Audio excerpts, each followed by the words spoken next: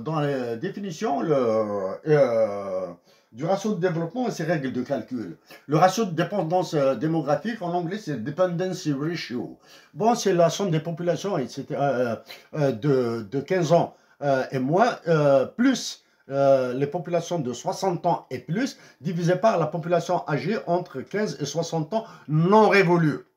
Ça, c'est très important, hein? Non révolu. C'est-à-dire 60 ans, c'est quand la personne a 59 ans, 364 jours, 23 heures, 59 minutes.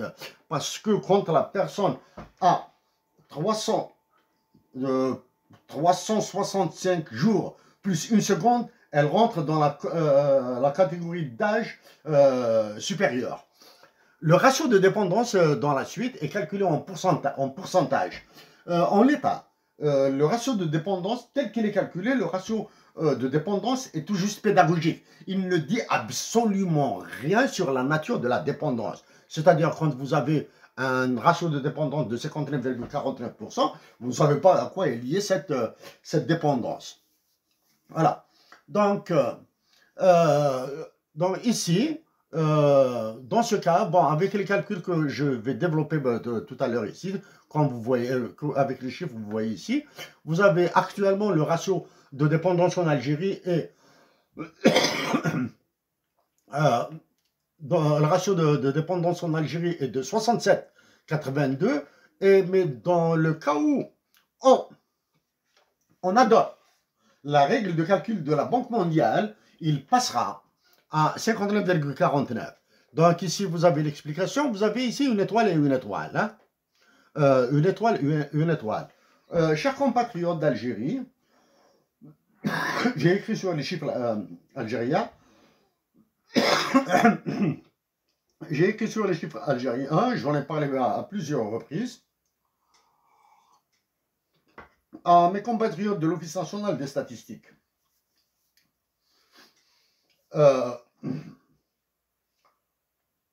Je vais être très mou sur, comme je l'ai dit, sur le contenu de votre rapport.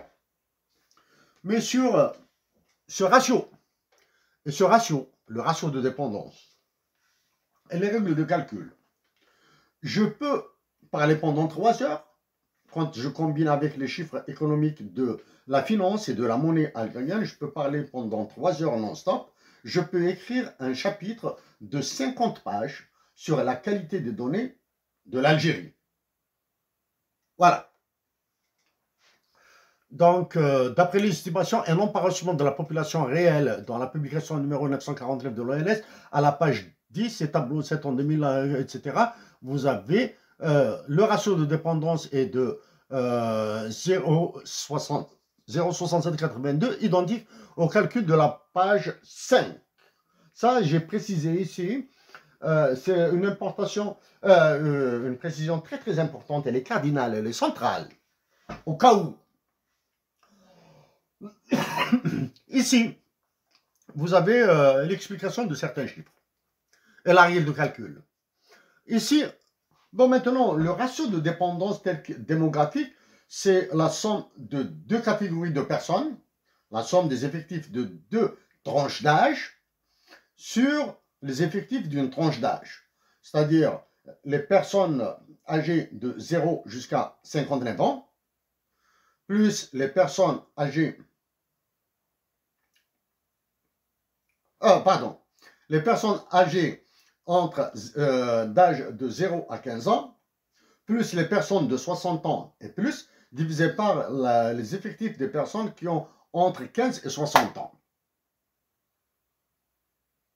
Voilà. Il n'y a aucun aspect économique dedans. Donc, ce ratio de dépendance, doit subir un redressement. Le premier redressement, c'est le transfert des effectifs militaires considérés en macroéconomie libérale comme stériles et improductifs. Les personnels militaires sont considérés improductifs. Leur seule intervention dans le PIB, je parle des personnels, hein, pas de l'acquisition de l'armement, etc., hein, je parle du personnel, les effectifs militaires sont considérés comme une main-d'œuvre stérile en macroéconomie libérale. Ils n'interviennent dans le PIB qu'à travers les consommations. Bien sûr, si nous considérons que les dépenses militaires liées à l'armement, etc., qui n'apparaissent pas dans le PIB, certaines apparaissent, d'autres n'apparaissent pas. J'ignore les règles de la comptabilité publique en Algérie. Celles sont des dépenses de l'État, et non pas de l'armée. Donc, supposons qu'ils sont de... certaines sources d'information estiment les effectifs militaires algériens à 465 000 personnes. Nous allons supposer qu'ils sont de 400 000. Donc, je recalcule le ratio de dépendance démographique. Il passera à 70-41. Donc, chaque 100 personnes en âge de travailler doivent prendre en charge 70,41 personnes, donc 2,5 personnes en plus par rapport au calcul normatif qui a donné 67,82. Depuis 2015, l'Algérie est dans une terrible récession. Depuis 2010 même, la récession économique a commencé en 2010. En moyenne arithmétique, les dépenses liées à la défense nationale dans le PIB représentent 6,3%, soit plus du double de ces mêmes dépenses de 1990 à 1999. En l'espace de 5 ans, nous avons l'armée algérienne a consommé le double de son taux d'influence sur le PIB. Et pourtant, il n'y a plus de guerre civile. Prétendument, le terrorisme a été vaincu. Donc, ça c'est une preuve additionnelle à ce que j'ai dit au chef d'état-major de l'armée, que l'état-major actuel de l'armée algérienne, là, il est en train de faire dans la connerie, il est en train de détruire l'Algérie. Parce que priver l'Algérie, les Algériens, la nation algérienne de 6,3% de son PIB, qui peuvent aller dans l'agriculture, la santé et l'éducation, est un crime. Maintenant, deuxième redressement.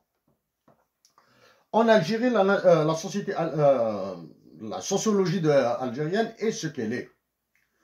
Il y a des enfants qui partent au lycée, qui vont au lycée jusqu'à l'âge de 18, 19, 20 ans, à peu près, hein, avec l'histoire de doublement, redoublement, avec cette histoire de Ataba, je sais pas, dont on a parlé un proviseur de lycée en Algérie.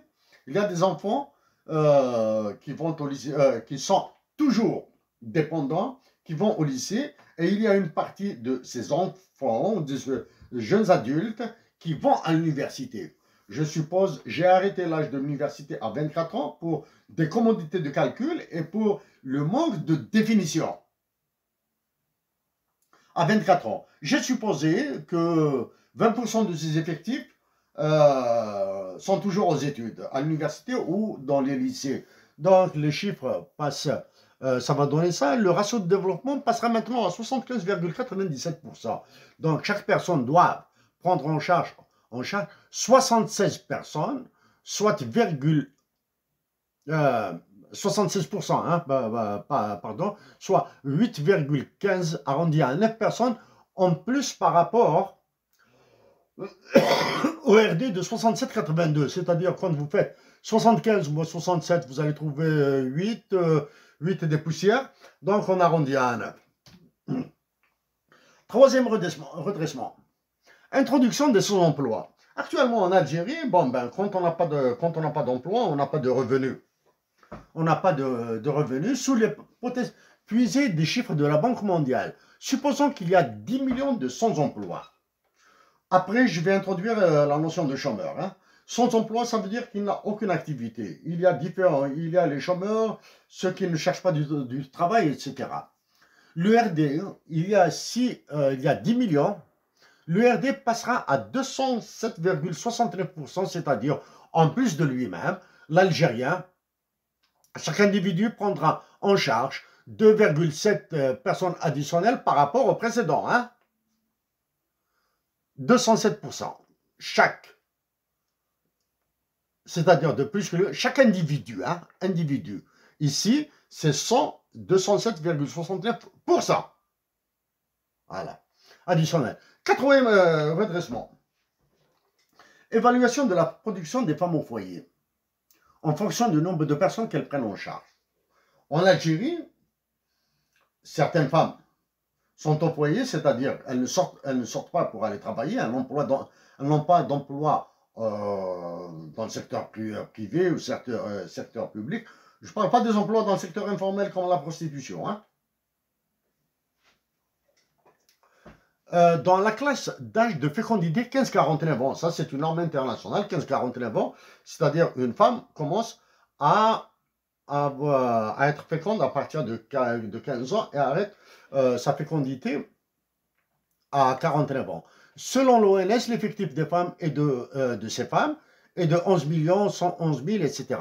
Si 60% de ces femmes sont en foyer, alors 6 671 000 et quelque chose sont sans revenus. C'est-à-dire il y a 6,6 millions de personnes, de femmes qui n'ont pas de revenus. Elles sont à la maison, elles s'occupent de leur mari pour celles qui ne sont pas veuves, elles s'occupent de leurs beaux-parents, elles s'occupent de leurs enfants, probablement des enfants des autres.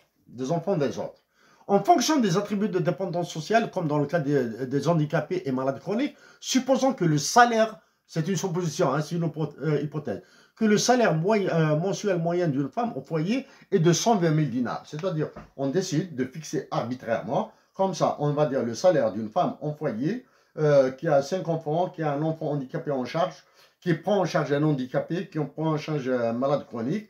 Bon, tous ces critères... et si elle-même elle n'est pas handicapée, etc., son salaire est de 120 000 dinars, 12 millions. Alors, leur production annuelle, non incluse dans le PIB, est de 9 trillions. 607 milliards 102 millions 848 000 dinars. Et au taux de change de 1 dollar US égale 140,10 dinars, cette production est de 68 milliards 573 millions 182 355 dollars US. Donc, l'introduction de l'ultralibéralisme en Algérie à partir de 1980, les FITAH et séquences actuelles seront décrites avec les variables démographiques de l'âge moyen de maternité, AMM, la primonuptialité, le ratio de masculinité, la divorcialité telle que donnée par l'ONS, d'autres variables absentes comme la descendance finale et les enfants nés hors tradition et loi algérienne de mariage nous auraient fourni plus d'arguments. Tous les redressements décrits doivent être ajustés et sans mélange avec les indices de concentration de revenus Gini ou Atkinson ou la pauvreté multidimensionnelle.